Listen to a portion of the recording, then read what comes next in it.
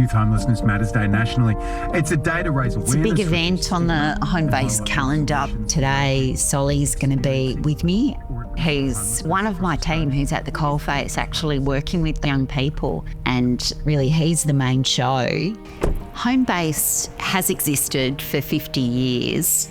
We are the experts in this, and we really want listeners walking away going, right, this is actually not about housing, this is about supporting young people. And there are people like Solly who are just amazing at working with kids. I'm very lucky because every day I get to work with some incredible young Tasmanians. The resilience that I see in the young people that we get to work with, there's nothing else like it, Leon. Imagine being 12 and being homeless.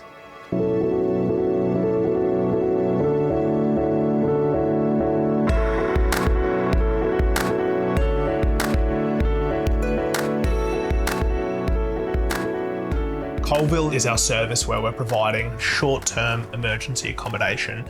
In reality, what we often do is quite a lot more than that. Homelessness can happen to anyone. It's not a choice that somebody makes to be in that position. Youth homelessness is a community issue. So we're really trying to support them to maintain their engagement with school, identify goals that are important to them, and support them to identify pathways to achieve those goals. It can be pretty hard sitting down and having a face-to-face conversation directly across from someone, but when you're outside moving around, shooting hoops, doing a bit of gardening, that can make it a lot easier to have some conversations and build relationships, which ultimately means we can support the young people we're working with.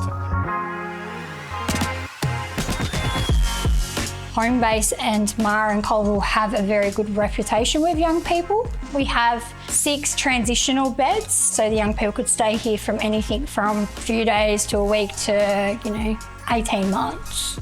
We're set up as an accommodation service. What we actually do in reality is we help with everything. Housing, Centrelink, employment, school, helping them learn to cook, do washing.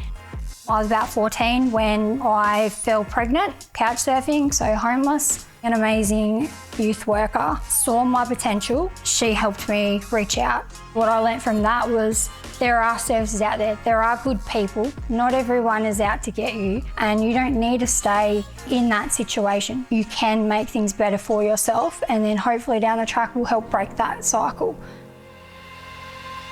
Merge is a group program for grade 6 boys. The aim of the day is to try and get them involved in conversations, especially in front of other boys, and especially in front of other men. Today's key message is it's okay for men to ask for help, challenging harmful gender stereotypes, and making sure that everyone feels safe in the group for boys to be able to talk about, some of the deeper stuff. Did you get a haircut too? To have people like Matt come out and facilitate a program like this is really important for our school.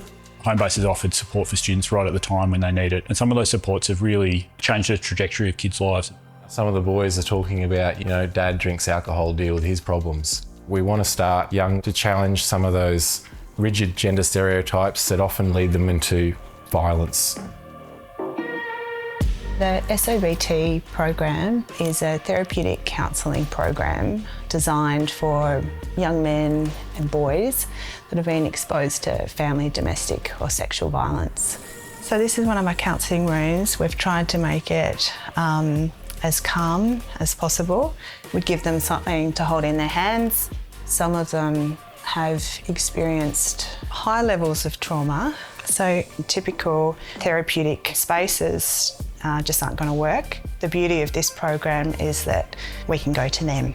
I feel that Homebase does that really well, and because there's so many different programs, we're able to communicate with each other and self-refer. There's a good chance that we'll be able to meet their needs.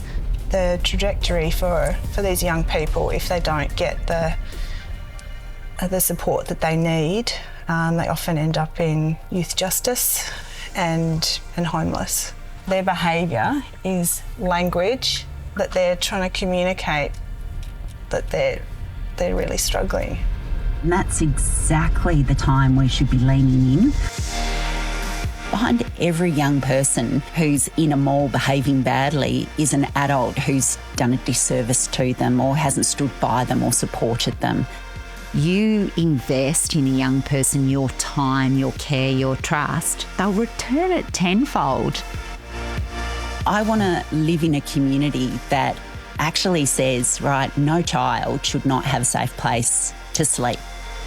Yes, it will cost a lot of money, but my God, we will reap the benefits. And it's not in 30 years' time either, in 5 years' time.